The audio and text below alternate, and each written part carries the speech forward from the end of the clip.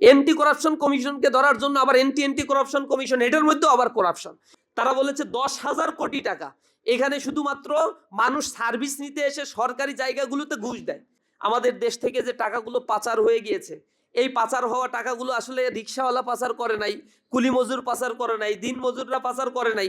এই টাকাগুলো পাচার করেছে সভ্য মানুষেরা, ভদ্র মানুষেরা। অ্যাডমিনিস্ট্রেশন, জুডিশিয়ারিতে আমরা যখন যাই, কথা বলি তাদের সাথে, স্বাস্থ্য খাতে যারা এখানে বসে আছে, এখানে তো কোনো রিক্সা চালক স্বাস্থ্য খাত চালায় না। স্বাস্থ্য খাতে টিআইবির রিপোর্ট অনুযায়ী 70% মানুষ কোনো না কোনোভাবে সরকারি সেবা নিতে গিয়ে তাদেরকে স্পিড মানি দিতে হয়েছে, ঘুষ দিতে হয় তাদেরকে।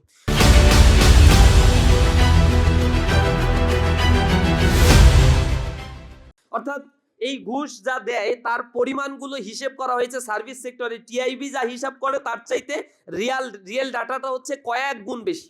তারা বলেছে 10,000 কোটি টাকা, এখানে শুধুমাত্র মানুষ সার্ভিস নিতে এসে সরকারি জায়গাগুলোতে ঘুষ দেয়। যেখানে মানুষের নিরাপত্তা থাকার কথা, যেখানে দুর্নীতি দমন করার জন্য একটা কমিশন করা হয়েছে, অ্যান্টি করাপশন কমিশন, মানে তথ্য বলে যে অ্যান্টি করাপশন কমিশনের যিনি প্রধান থাকেন তাকেও তো আবার তলব করা হয়, তার নামে মামলা ফাইলিং করা হয়। অ্যান্টি করাপশন কমিশনকে ধরার জন্য আবার অ্যান্টি করাপশন কমিশন, এটার মধ্যেও আবার করাপশন দূর হবে না জীবনে কমিশন গঠন করে। করাপশন দূর হয় মানুষের নৈতিকতাকে যদি তৈরি করা সম্ভব হয়, শিক্ষা কাঠামোকে যদি বদলানো যায়, আইনের প্রয়োগটা যদি সঠিকভাবে করা যায়, মানুষকে যদি মানুষ হিসেবে গড়ে তোলা যায়, যেটা ইসলাম আগমনের পরে মানুষদেরকে যেই দ্বীনি শিক্ষাগুলো, মোরাল এডুকেশনগুলো, কল্যাণকামিতা শেখানো হয়েছে, সেই কল্যাণকামিতা যখন মানুষের থেকে দূরে সরে যায়, তখন মানুষ এই বর্বর জাতিতে পরিণত হয়।